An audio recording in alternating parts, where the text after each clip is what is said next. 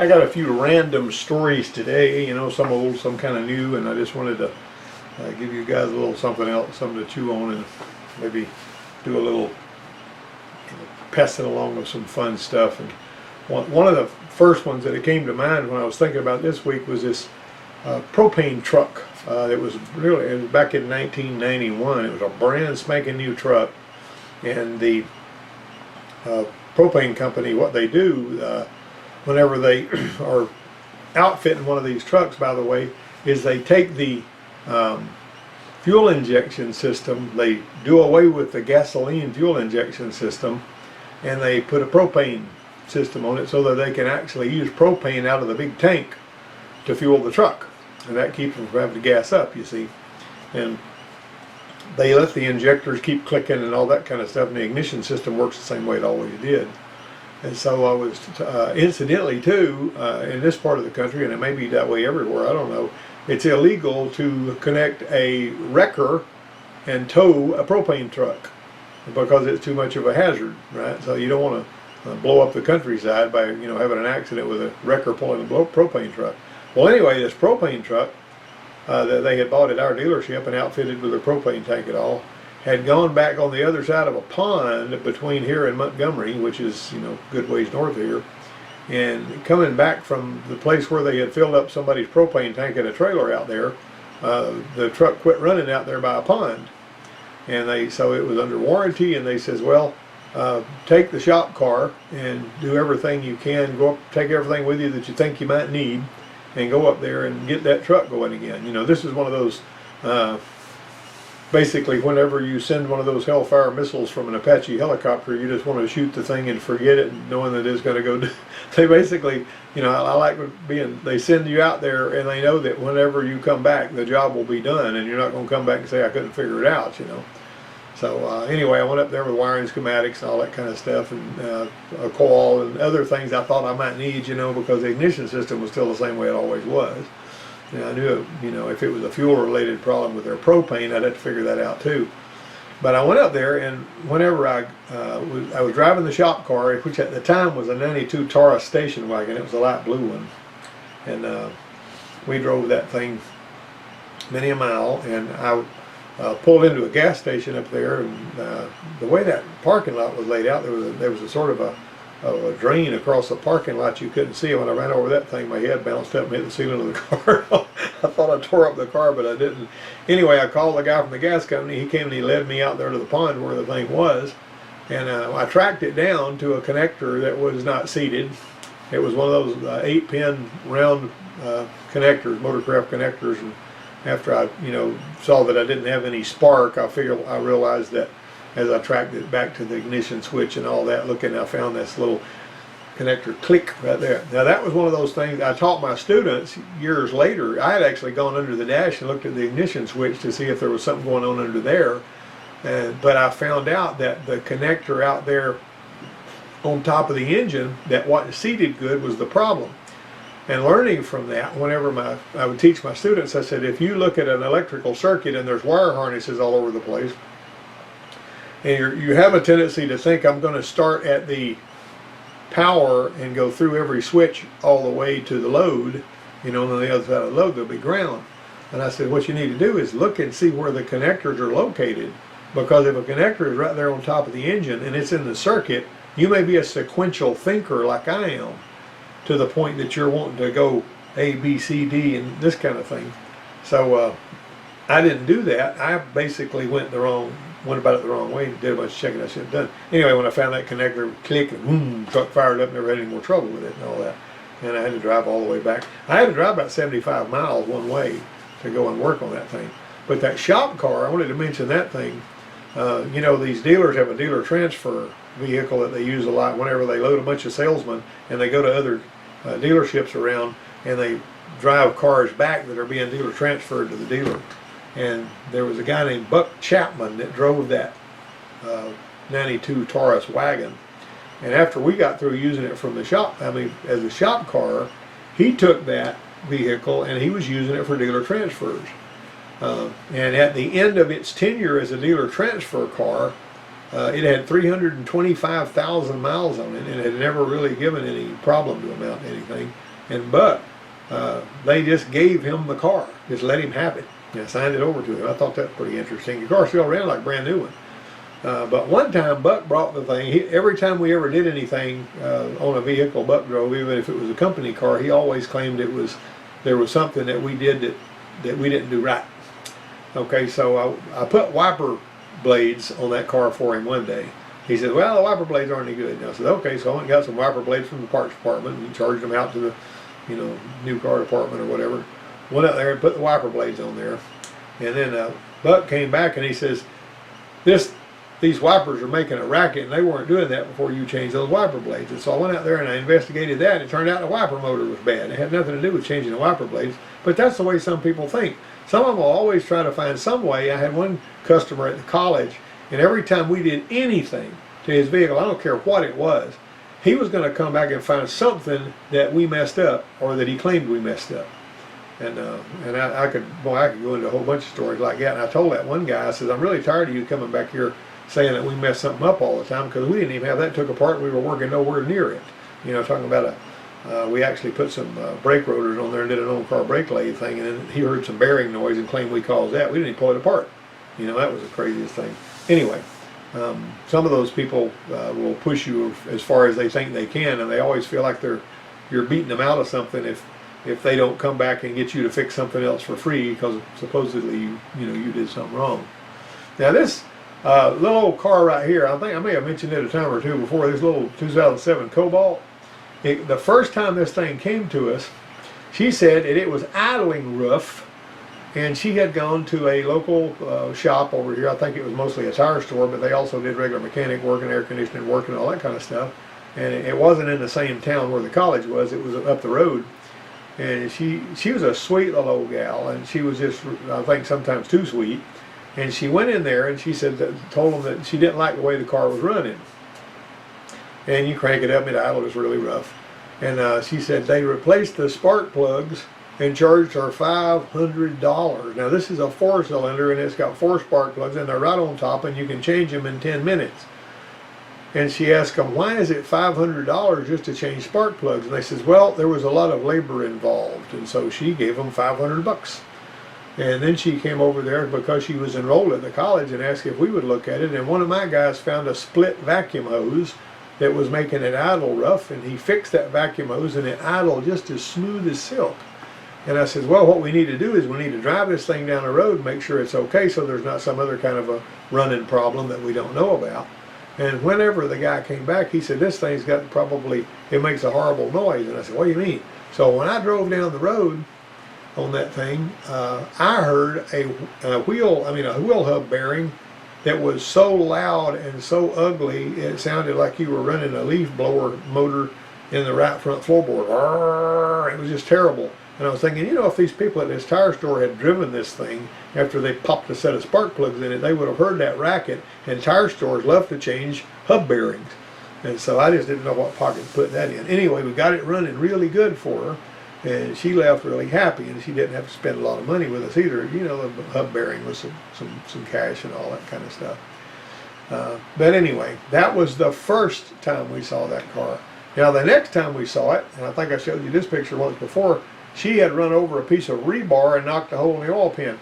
She told her boyfriend that was riding with her, she says, she ran over something in the road. She said, I wonder what that was, because it sounded pretty noisy. He says, oh, it was probably just a stick or something. I wouldn't worry about it. And so whenever she kept driving it, and whenever she finally stopped, it never started again. And it was what we wound up with here. This is the car on the lift and everything. Was it burned out this rod bearing, and you can see how that got really, really hot, destroyed that bearing. And it also destroyed the cylinder head, where the cam shaft rides and all that. I mean, this was just a terrible mess. And she had to have a motor for that one. And so we put a motor in it, and they drove it, got the motor from LKQ, and they drove that thing she had already graduated from the college by that time, and her and her boyfriend came back and said, hey, the motor went bad in this car. And this was the very day, that was the very last day that LKQ warranty would cover it. And so I called the parts store that had got me the LKQ engine, and told them what was going on. And LKQ wanted me to take pictures and all this. And it turned out that the timing chain and all of that stuff had come apart down in there, you know, like they do the sliders and all that hogwash and tensioners. It was just a terrible mess. I took pictures of that, sent it back. They sent another motor, but I told her and her boyfriend, I said, y'all are going to have to change out this motor because you don't qualify for to have work here done anymore because you've already graduated and we can't do it. Well, we got them a motor, and I said, get the other motor out of the car, bring it to me, and whenever the LKQ guy brings you a replacement engine, I'll give him the engine that you leave me as, you know, the bad one. And then anyway, she got another engine for that one, and so that was a, you know, shout out to LKQ. They did a good job on that. If you get a warranty claim filed on LKQ, though, they're going to ask you all kinds of questions and try to find all kinds of information there about that. All right. But anyway, this right here, I thought this was kind of funny. We had this 94 Escort, and what I would do in engine repair classes, I would just have these, I'd buy rings and bearings and stuff. You know, it didn't cost very much for that little 4-cylinder Escort, and I'd get gaskets, you know, whatever gaskets we needed. And I would have one of the students by himself do an in-frame overhaul on this Escort engine. And the boy that did it showed me this place on the cylinder wall. So we got a pitted, rusty place over there. It's like where the thing didn't run for a while, some coolant sat there. You can see the little delineation here, and it rusted out that place on the cylinder wall. He goes, what are we going to do about that? And I said, well, I'm not going to put a sleeve in this thing. We're not going to do anything except you're just going to throw some rings back in it and we're going to fire it up. We didn't go on a highway with it anyway. It had a manual transmission in it, and I would teach the students how to drive a manual transmission if they didn't know how, and we'd have them pull it up on the drive-on lift, you know, so they could do that without driving off into the front end machine and all that.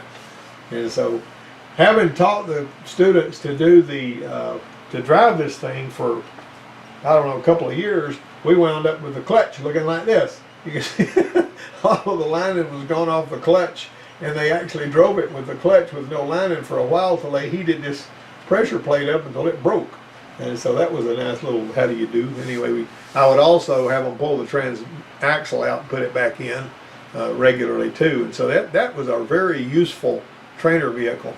The history of it was the parts department, the guy that I was buying parts from at the time, and this wasn't one of the chain stores, it was another one that was local.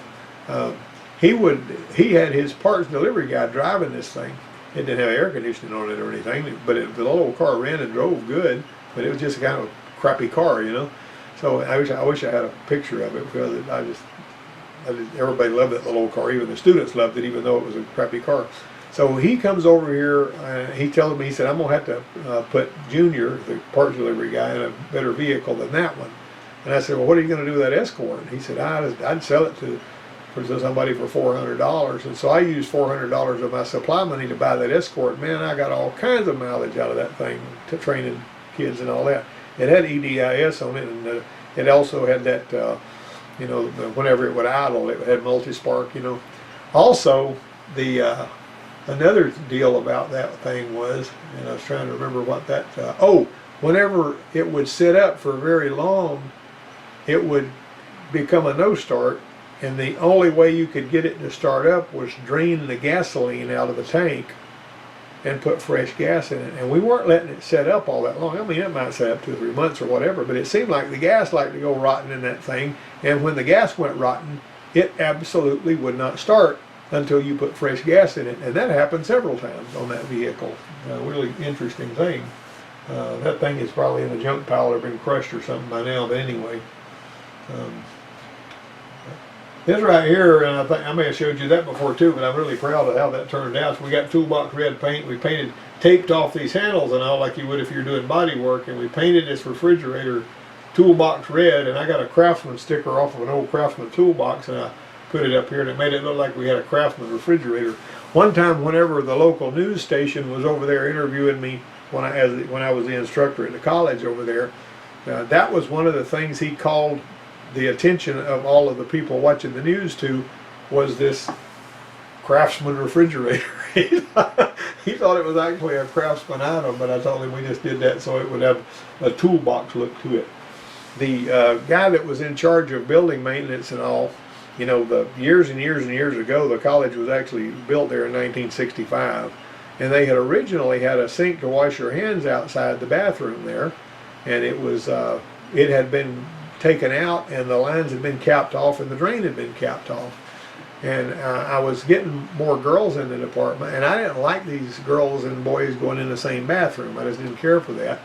Because there was a bathroom outside. You could go outside and go about 20 feet, and you could turn into the next door down there, and there was a really nice, clean ladies' room in there. And I kept telling these ladies, go in there. But some of those girls didn't give a rip. They just walk on into the bathroom.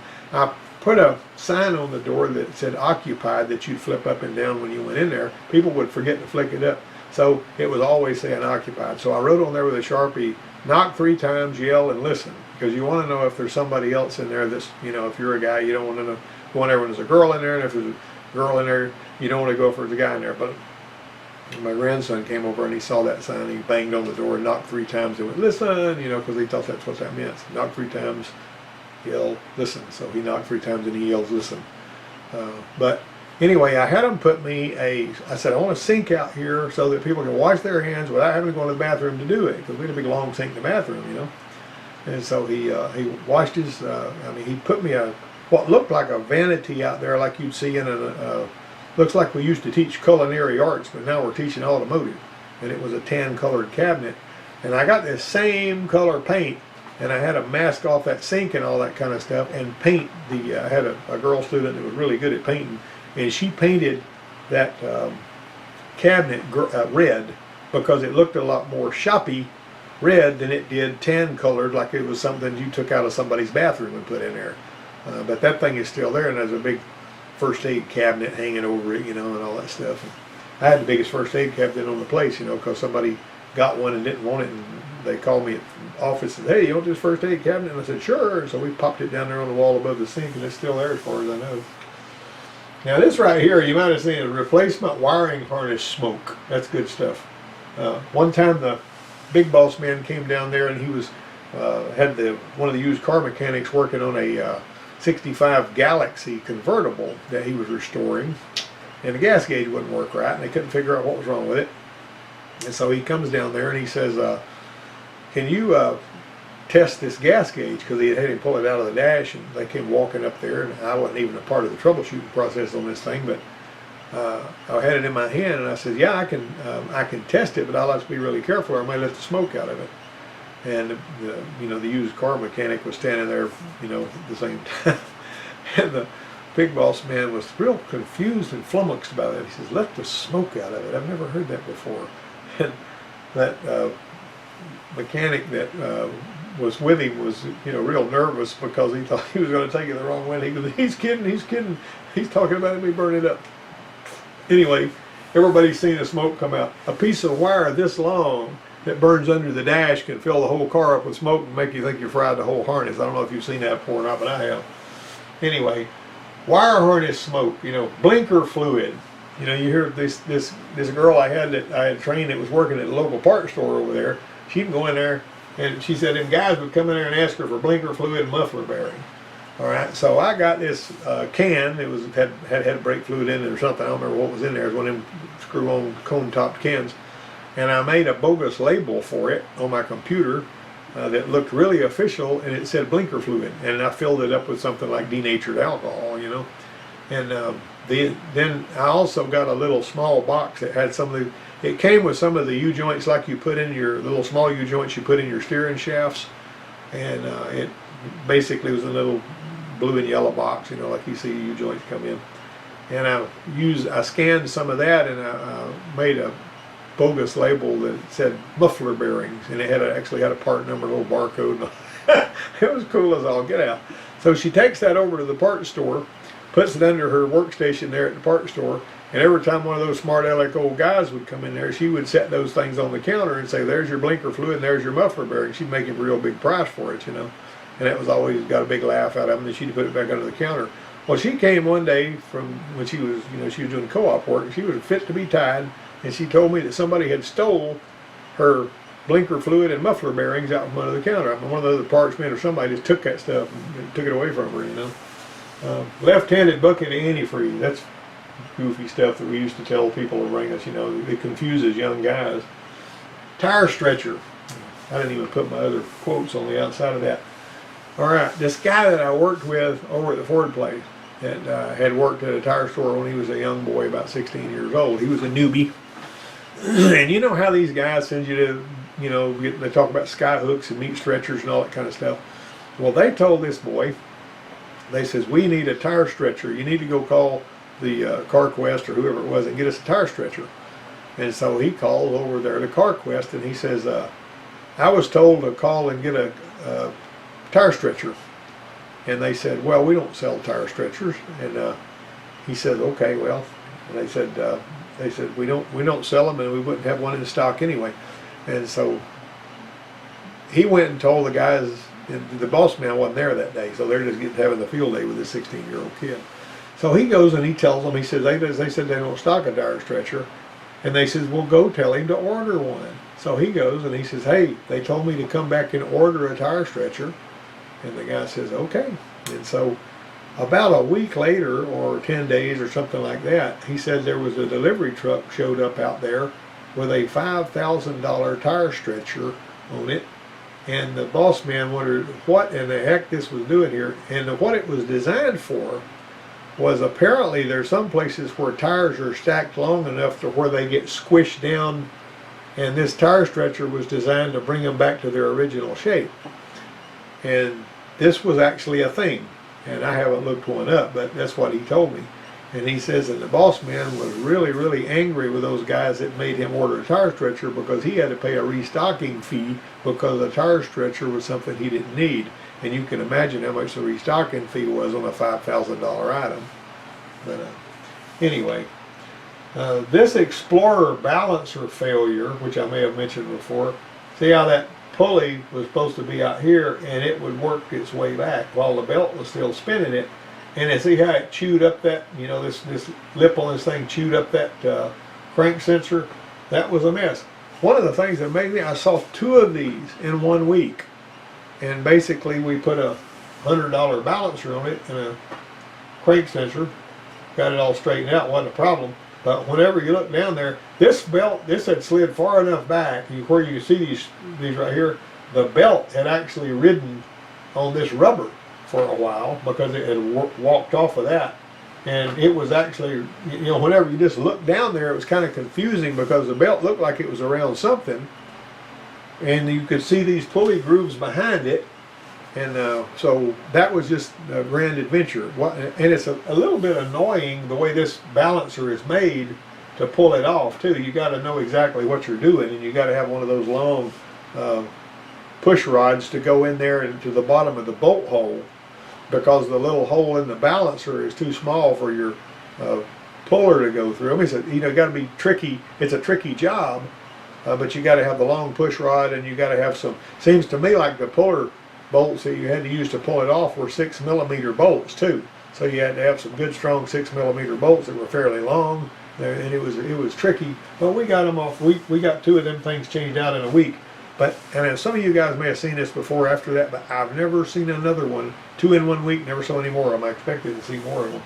And I drive a 2006 model that could very well do the same thing. Dad bought one of these. This car, I photographed this out there at the country store where I always used to eat lunch every day. That country store burned last year, and I was really sick about that because everybody loved that place, and it seated 144 people, served really good food. It was kind of a new place, but it looked like an old country store. But this was sitting out there in the grass behind it. They had originally bought this. This is a 30 model. My dad had a 29 model, but he actually had bought one of these for $50 when he came home from Korea, and he drove it for a while. But I asked him, now you got to remember, this pickup was 21 years old when he got out of, or about 20 years old or something like that, maybe 22 when he got out of there. So think about a 20-year-old vehicle now. When I was growing up, I could buy a 10-year-old pickup truck for $200 if I saw one sitting there with a flat tire and needed a battery or something like that. He got this for $50 and drove it for a while. And one day when we were going to eat over at Doc's, we were walking past this truck because it was, at the time, it was parked out there close to the, you know, where you had to walk past it to go into the country store. And I said, Dad, didn't you have a truck like this? And he goes, no. And then he got closer to it and he, yeah. This is just like a truck I had, only this is not the original headlights. You know, the original headlights were a lot bigger and all that kind of stuff. So he drove one of those for, you know, for a while anyway. I thought that was and that one's still over there. You know, they actually got this one that somebody had restored, or maybe it was in really good shape or whatever, and they gave it to the guy that owned the country store. Gave it to his dad, and his dad died at 99 years old here, I think, last year sometime.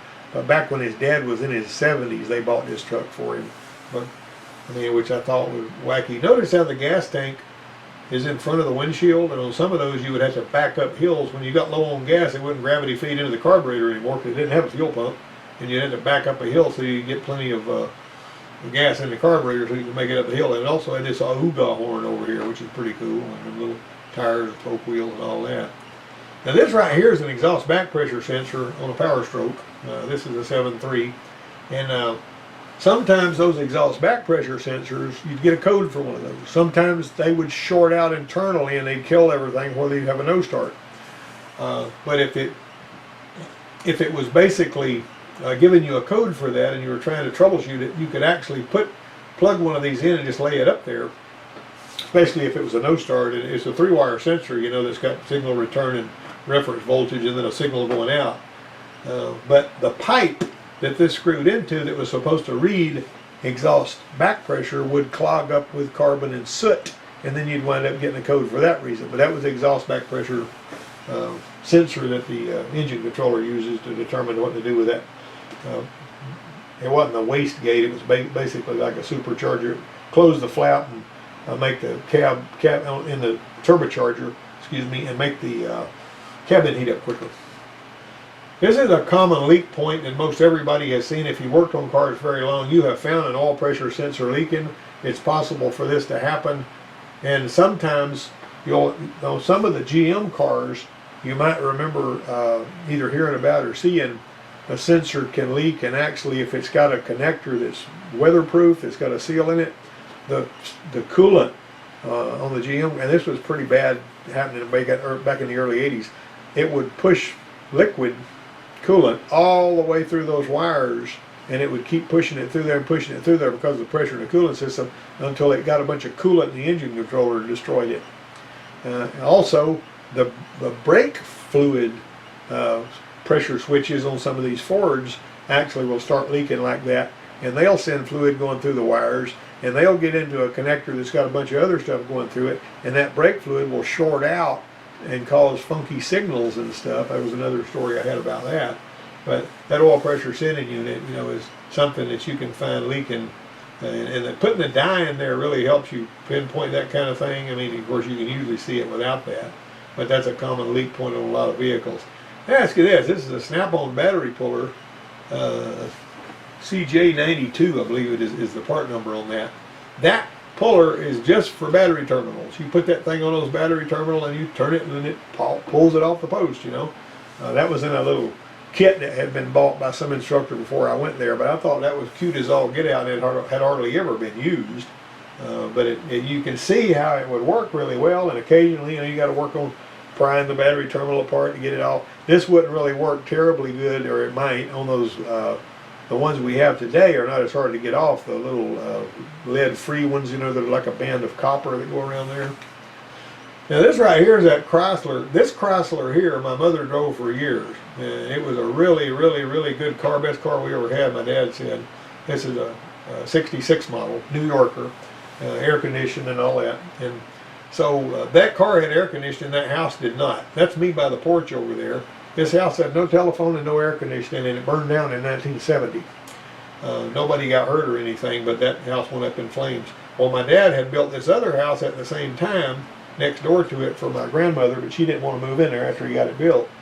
And so the payments on this house and that one was $88 a month for 12 years.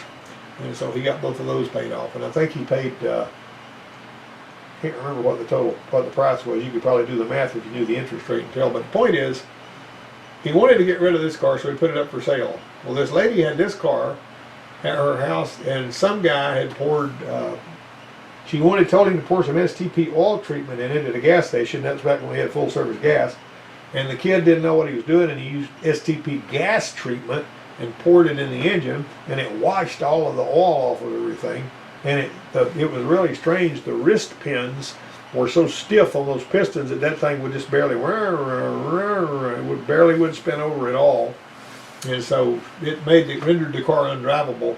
So Dad gave her that car. Let's see, she gave him this car and $300 for that car, if I remember right. And that had a 440 in it, and so did this one. So I took this car over to the gas station where I was working, and I pulled the motor out of it, and I, took all the pistons out of it and carried it up there. And then the guy that had Cliff at the machine shop, press the wrist pins out and press them back in and get it all limbered up again. And then I put new rings and bearings and gaskets and all that kind of stuff in it, and I drove that thing on the way back home. You can't hardly see it, but right there on the dash was something that looked like a ray gun. And that thing on the dash that looked like a ray gun was a automatic headlight dimmer sensor. And what it would do is when it saw a light coming, it would dim the headlights automatically, and then whenever the car went on by, it would go up. One day I was driving that thing, and this big truck was coming, and it went ding, ding, ding, ding, ding, and turned them off. And that scared the daylights out of me, so I disconnected that thing. It also had tilt and telescope steering wheel. It had power windows, but only the ones in the front worked. The ones in the back had both gone dark. But I don't even remember what kind of fuel economy that thing got. But one day whenever I was driving through Mississippi on that car headed for Texas, I was going out there for whatever reason, and this friend of mine was with me. I was on a long straight road going out through Mississippi driving this black car here, and this guy on this 76 Pontiac, brand new 76 Pontiac, he would, I was running about 60 miles an hour. Speed limit was 55 in those days, but on that long straight road, earlier when no troopers out there. So anyway, he would pass me, and then he would slow down to 55, and then I would pass him. Then he'd pass me again, and he'd slow down to 55. That was him trying to, I guess, police me so that I didn't go over 55. And so I got enough of his nonsense. He passed me about 4 or 5 times and did that. I'm talking about this road was just ramrod straight, and it went way across that Mississippi Delta. Some you people have driven on that. I think it was Highway 80. But anyway, the long and the short of it is the next time he started trying to pass me, I just kept applying throttle on that old Chrysler, and that Chrysler with that 440 and that high speed rear end is a cruiser. That thing was made for road speed, And I just kept pushing the gas down. The speedometer on that 67 Chrysler New York, that's 67, was upside down. And that thing passed 120 and went out of sight. While that guy, all he had was about 100 miles an hour. And whenever I passed 100, he started falling back because he didn't have any more speed than that. And so I ran off and left him. And while he was still back there, and he slowly gained on me after I slowed back down to about 60 miles an hour, he never tried to pass me again because I wasn't going to let him. But anyway, that was a good little thing right there. Anyway, that car right there, I sold it to my aunt, and she gave me, in addition to some money, she gave me her Plymouth Fury 1, a white Plymouth Fury 1 that had a burnt valve or whatever. That car drove like a hollow shell and a piece of junk. And I was thinking, boy, that was a horrible thing. This one here drove real heavy and felt real good on the road. Now, this was on a 2005 Kia Sedona. I was going to put an air conditioner compressor on it because the compressor had gone bad. This is the original compressor. This was the first new compressor I bought. And look at how this thing is made. It was supposed to fit that vehicle. As a matter of fact, you can tell the lines are configured the same. But as I remember, the way that the line was made, it would not go on here because of the way this housing was bolted together. See how dumb that was? I don't know why in the world they thought that was going to be okay, but this wouldn't work. And whenever I reordered and got a different brand, I wound up with one that looked a whole lot more like the original, and it worked really well. So we had to put this one on there. That one right there turned out to be a joke, and we sent that one back. That was a mess. But now this is only DPFE sensors, when those exhaust, the way that DPFE sensor reads the EGR flow is it's got these 2 hoses hooked up on either side of an orifice that's in the EGR supply tube. And whenever EGR is flowing through there, the pressure on one side of that orifice on the, the side closest to the exhaust is going to rise, and the pressure on the other side is going to drop. And it basically is looking at that. These are 2 different size hoses. But those silicone hoses will come loose. Now they'll split and come off of there. When they split and come off of there and they're in a place where you can't see them, they'll be pointing at that plastic manifold, and they'll burn a hole in that manifold. I've actually seen holes burned in there like that big around. Because their exhaust, without going to this, it starts just coming out of those hoses wholesale like a torch, and it'll mess those things up. And that you'll wind up with a really nasty vacuum leak, or you'll have a start and die thing if the hole's big enough there and all that. But that's how that works. Now this right here is what I've talked about on some of them CSFI Chevrolets. Whenever somebody, I would hear of these people that had oil leak, intake oil leaks, and somebody in some shop would pull the intake off, and they got to pull the distributor out, pull the intake off. They pull the distributor out, they pull the intake off. When they put it all back together, I mean, and more than one person said this, they would say, well, since they put the intake gasket on there to stop the oil leak, my gas mileage has dropped to about, you know, I don't know, they may have been getting 18 or 19 maybe, and now they're getting 12 or 13. And when they take it back to the shop would throw up their hands and say, all we did was change the intake gasket. However, if you don't set the cam retard offset, see that one there reading -5? What you do is you got to go up above 1,000 RPM, watching the cam retard, and you turn that distributor until this is reading 0. That's typically the right setting for that. Some scan tools will not even give you cam retard offset. Fortunately, this one would. This particular one was an OTC Nemesis, and I also had an OTC Genesis that would do that. But some of them will give it to you, and some of them won't.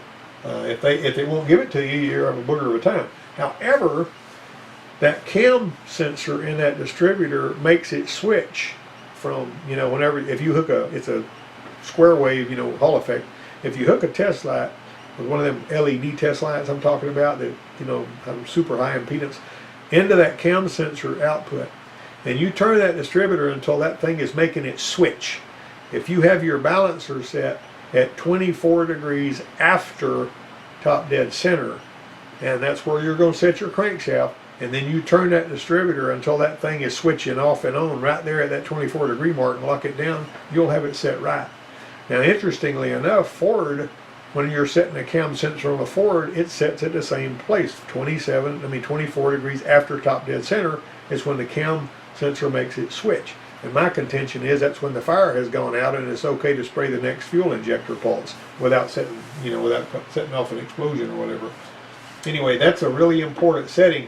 Now the point is, if the cam retard offset is not right, you're going to have rotor alignment issues, and you're also, if it's far enough off, it'll realize that it can't trust the cam sensor signal, and it will start bank firing those poppets instead of firing them sequentially, and boy does that ever cause the fuel economy to go to pot. So words of the wise, if you're working on CSFI Chevys, and they were making some of them as late as I think 2002 on some of those V6s. Now to be perfectly honest, you know, the original distributors that came out on those were plastic distributors, a black plastic distributor. The aftermarket suppliers have really got some nice aluminum ones now, and I have actually just replaced the distributor rather than trying to adjust it when they were bad. A lot of times it's best to replace it, but when you replace it, if it's, some of them aren't adjustable, you know, the thing is just locked on there. But if that gets off and you can't adjust it, and you get one that you can adjust, above 1,000 RPM, it's going to have to be above 1,000 RPM for this to be accurate. The book even says that. You got to get it above 1,000 and hold it there. Get your helper to do that. And somebody's got to turn that distributor until this seal is on 0. Some of the V8 Dodges are very similar to that in the 90s. There's basically a setting that's almost exactly like that on those. Now typically the cam sensor, see this is the sensor in the distributor. When you turn the distributor on one that's got points or a reluctor that's giving you electronic ignition, you're altering the relationship between the reluctor, you know, the pole piece and the reluctor. On the points, you're altering the time that the points open and close based on your little bumps on your cam and all that kind of stuff. That's how your timing is changed. The rotor alignment is something that kind of goes along with that. But if you got a crank sensor and you got a cam sensor, you see, that are separate, you cannot turn the distributor and set the timing on one of these, because that's just not, the only way you can set the timing on one that's got a crank sensor is by moving the crank sensor, and that's not anything you can typically do. Now there are some exceptions. There was a Nissan Xterra, I think it was a 2000 model or something like that we were working on, and the crank sensor on that one was not even necessary for the vehicle to run. It was only there for misfire detection, and it had a distributor like you were used to seeing on those Asian vehicles where everything was nice and consolidated in the distributor. But that was kind of confusing to me, because in my mind I always thought the crank sensor is something that's always going to keep it from running. Well, some people on those, if they started getting a crank sensor code or something, they just unplug the crank sensor and you can drive it like that. But if you see that the distributor has got a slotted base on one of those Xteras and you can adjust the timing and it's got a timing adjustment it calls for, that crank sensor has nothing to do with ignition other than to check for misfires. This clamp right here was an interesting study because whenever that clamp was on there, you could not tell that clamp was too short. And somebody had tightened it and it was almost too short, but what it did was it ripped out those last two little slots and it was not holding the way it should, and so it came loose and the hose started leaking, and we discovered that pretty good while after the fact. But that kind of thing is something you got to watch for. You need to be able to see a little bit of this coming out the other side, because if you can't, you don't know if you may have a situation where these little spiral things are only touching a couple of those, and that's what went on with this one. It was very easy for it to rip it out of there.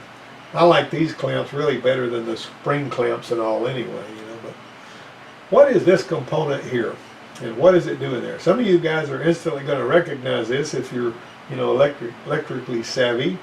And this is a circuit breaker. So basically, if the thing gets too hot, this circuit breaker heats up. It's basically the points are carrying the juice to the motor, and if it gets too hot, it will break the circuit, and then it'll reset itself. You know, it's a self-resetting circuit breaker built into that motor. I don't even remember what that motor came off of, but I took a picture of that because I thought it was pretty cool and all that. Some of your power door lock circuits are like that. They'll actually, if the kids are playing with the power door locks too much, they'll get to where they don't work, and then whenever it cools off, they'll start working again. That's because they got some, they're not always circuit breakers. There's a little electronic thing. It looks kind of like a capacitor that Chrysler's got in some of their fuse panels, and it will basically open the circuit until it cools off and reclose it, but it doesn't have any moving parts. In case you forgot, some Hondas and Toyotas have got this fuel injector, this damper. You know, it's the thing that keeps you from hearing your fuel injectors go click, click, click, click, click, and all that. And you can watch that screw, and whenever you switch on the key, if you see that screw move, it means there's 40 pounds of pressure in there. Now, just because the screw moves, I mean, the screw will move if you've got water in there too or something else. When you're supposed to have good gasoline, if you got diesel fuel or water or something, that screw will still move. But what you do know, whenever you see that screw move from looking like that to raising up like that, you see this on Hondas, you see it on Toyotas, you see it on Lexus. Some of the Toyotas have it kind of underneath the throttle body, and they'll have a plastic cap on it so you can't see that screw unless you pop it off of there.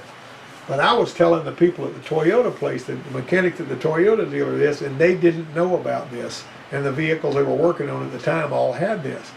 So if you got a no start and it's on a vehicle that's got one of these, a Honda or whatever, if you see that screw move, start paying attention to that.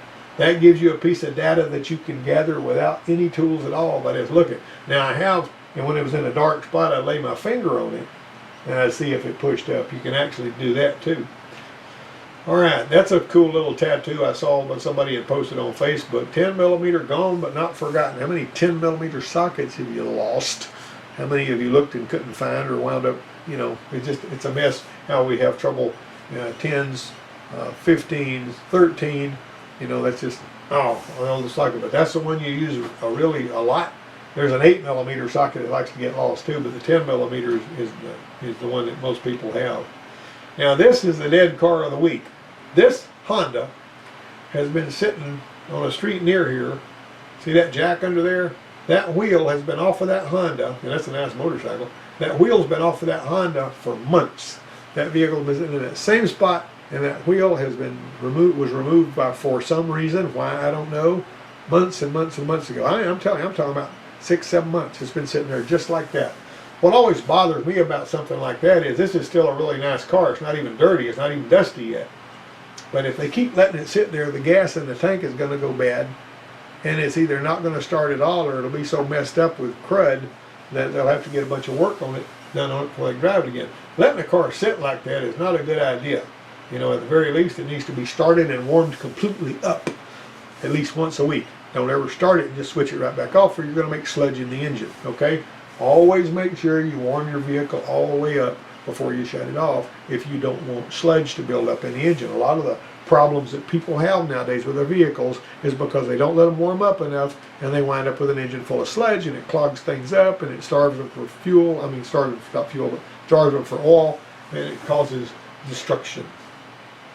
Now, when I recertified, going to take the test at the test center on my ASE, I would get a really nice magnetic toolbox magnet, which is this thing right here. I'd get this toolbox magnet right here. Isn't that nice?